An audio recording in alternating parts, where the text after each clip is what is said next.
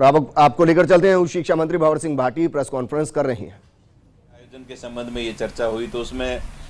जो हमारे प्रदेश के बाहर के जो विद्यार्थी हैं उनको पब्लिक ट्रांसपोर्ट पूरी तरह से चालू नहीं होने की वजह से यहाँ राजस्थान में आने की परेशानी के विषय में हमारे राजस्थान के यूनिवर्सिटीज़ के जो हॉस्टल्स हैं वो अभी खुल नहीं पा रहे हैं। जो हमारी हेल्थ विभाग की एडवाइजरी है उसके अनुसार, गृह मंत्रालय के आदेशों के अनुसार, और उसके साथ साथ हमारे जो विद्यार्थी हैं जो गांव में रहते हैं, जिनको शहरों में कमरा लेकर के रहना होता है, पीजी गेस्ट हाउस में रहना होता है, तो उनके सामने भी अभी रूम अवेलेबल होने की समस्या है। और विद्यार्थी कोरोना के इस बढ़ते हुए संक्रमण की वजह से मानसिक चिंता में भी है।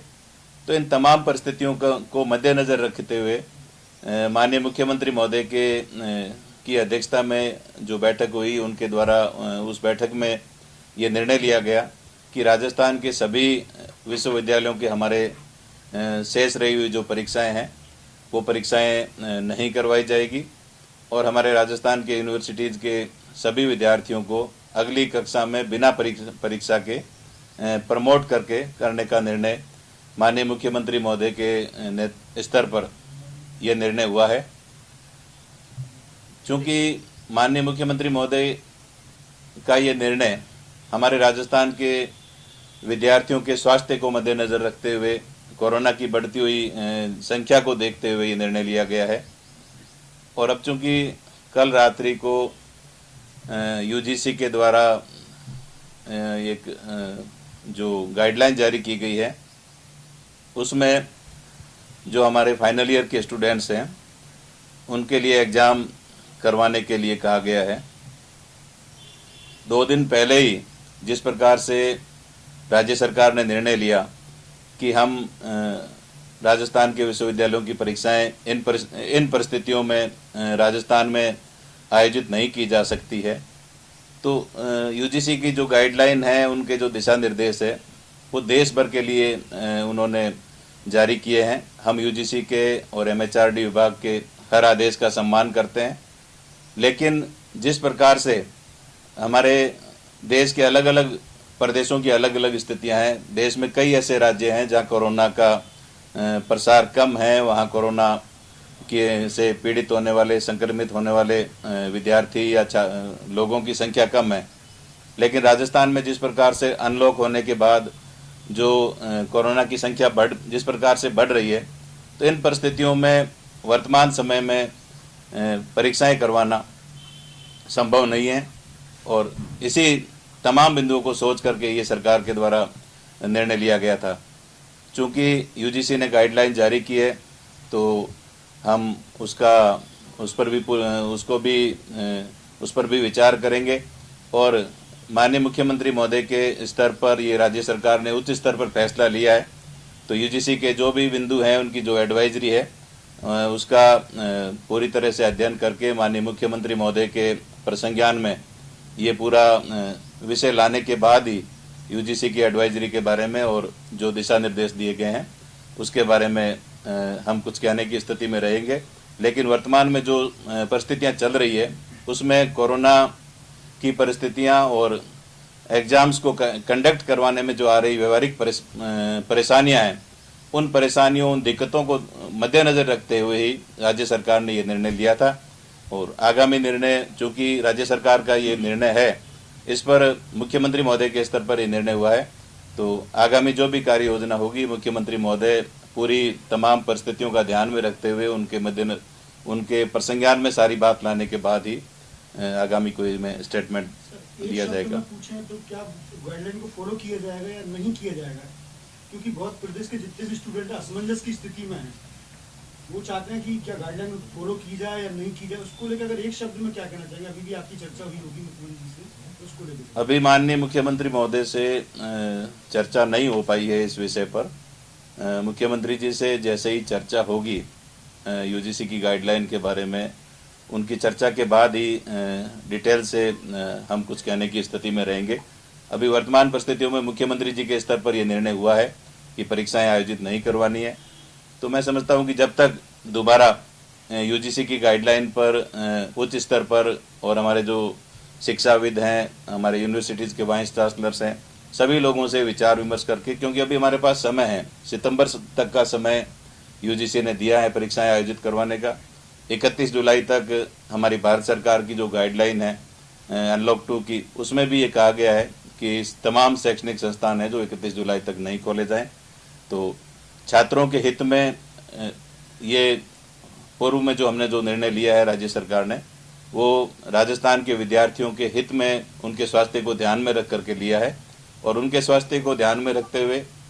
उनके भविष्य को ध्यान में रखते हुए, उनको किसी प्रकार का एकेडमिक लॉस नहीं हो, इन तमाम बिंदुओं को मद्देनजर रखते हुए माननीय मुख्यमंत्री महोदय के स्तर पर आगे कोई निर्णय लिया जाएगा। केंद्र सरकार की तरफ से कहा गया था कि प्रमोट शब्द का उल्लेख अगर मार्कशीट में होगा तो इसका आगे भविष्य में जाकर के उन्हें उनके करियर में कई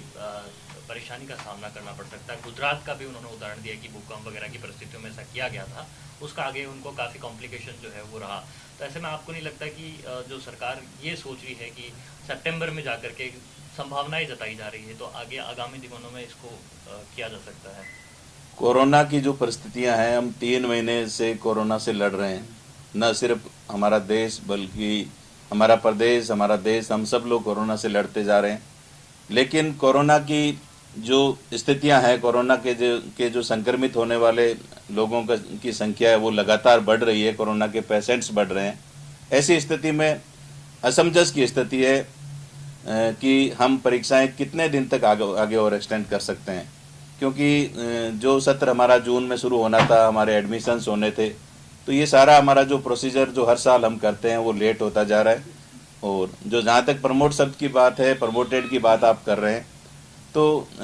इसमें मैं ये कहना चाहूँगा कि कोरोना की ऐसी परिस्थिति पिछले सैकड़ों सालों में ऐसा कोई समय नहीं आया, क्योंकि एक अलग परिस्थिति है। आज देश और दुनिया के सामने,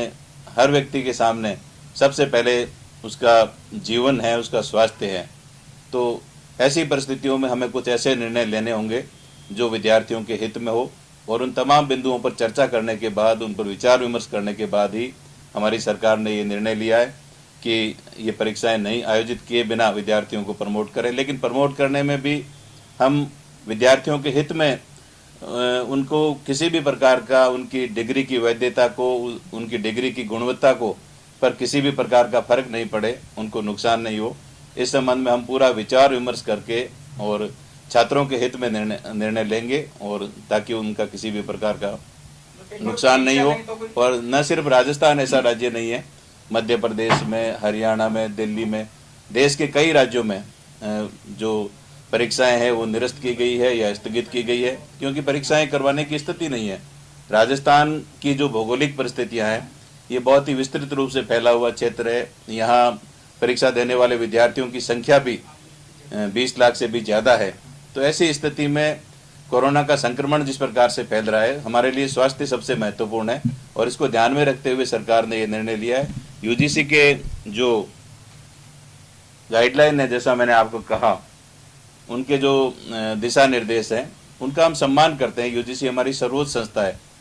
और विद्यार्थियों के हित में यूजीसी की गाइडलाइन का ध्यान में रखते हुए और राज्य के का जो वर्तमान जो कोरोना की परिस्थितियां हैं, उन तमाम परिस्थितियों को ध्यान में रखते हुए मुख्यमंत्री महोदय के स्तर पर इस पर पुनः चर्चा की जाएगी, और यूजीसी के जो दिशा निर्देश हैं उस पर उसके बाद सरकार के द्वारा कोई प्रतिक्रिया दी जाएगी। समय नहीं है अभी, आप तो आपके पास तो सितंबर का समय है, लेकिन अब स्टूडेंट क्या करे, तैयारी करे या नहीं करे, ये स्टूडेंट्स के सामने बड़ी असमंजस और एक आप ये कह रहे हैं कोरोना का ग्राफ हुआ, अभी 7 दिन पहले ही 10वीं और 12वीं की परीक्षाएं हुई हैं, तो क्या उनके लिए कोरोना का खतरा नहीं था? अगर सरकार ये कहती कि कोरोना की वजह से हो रही है, तो फिर ये तो 10वीं और 12वीं बोर्ड की परीक्षा नहीं होनी चाहिए थी अगर कोरोना की बात है। देखिए, कोरोना का जो ग्राफ है वो डे बाय डे बढ़ रहा है। कल राजस्थान में 400 था तो आज 500 हुआ है, उससे पहले 300 था, कई दिनों तक 200 का रहा प्रतिदिन कोरोना के संक्रमित होने वाले लोगों का। लेकिन आंकड़ा जिस प्रकार से रोज बढ़ रहा है, और दूसरी स्कूल की परीक्षाओं की यदि हम बात करें तो राजस्थान में स्कूली शिक्षा के सेंटर्स भी ज़्यादा है, और ग्राम स्तर पर जो हमारे परीक्षा केंद्र हैं वो बनाए गए हैं, कॉलेज के विद्यार्थी को तहसील मुख्यालय पर या जिला मुख्यालय पर आना पड़ता है। और उसके साथ साथ जो मैं कहना चाहूँगा कि हमारे कॉलेज में परीक्षाओं और प्रश्न पेपर्स की जो संख्या है वो ज़्यादा है। स्कूल्स के बहुत ही कम पेपर थे जो ड्यू थे, जो बहुत 10-15 दिन के समय में पूरे हो गए। हमने फाइनल ईयर का जो एग्ज़ाम का शेड्यूल बनाया वो भी 1.5 महीने का बनाया, करीब 45 दिन का। और सारी परीक्षाएं यदि हम आयोजित करवाते हैं तो उसमें ज़्यादा समय लगता है। तो ऐसी परिस्थितियों में आपकी मीडिया के माध्यम से हमारे विद्यार्थियों के द्वारा बराबर ये मांग की जा रही थी, उनके अभिभावकों के द्वारा बराबर ये मांग की जा रही है कि सारी परीक्षाएं निरस्त की जाए और विद्यार्थियों को प्रमोट किया जाए। तो इन तमाम परिस्थितियों को ध्यान में रखते हुए विद्यार्थियों, अभिभावकों और हमारे जो शिक्षक हैं उन सब का स्वास्थ्य का ध्यान में रखते हुए और कोरोना की परिस्थितियों को ध्यान में रखते हुए राजस्थान की सरकार ने निर्णय लिया है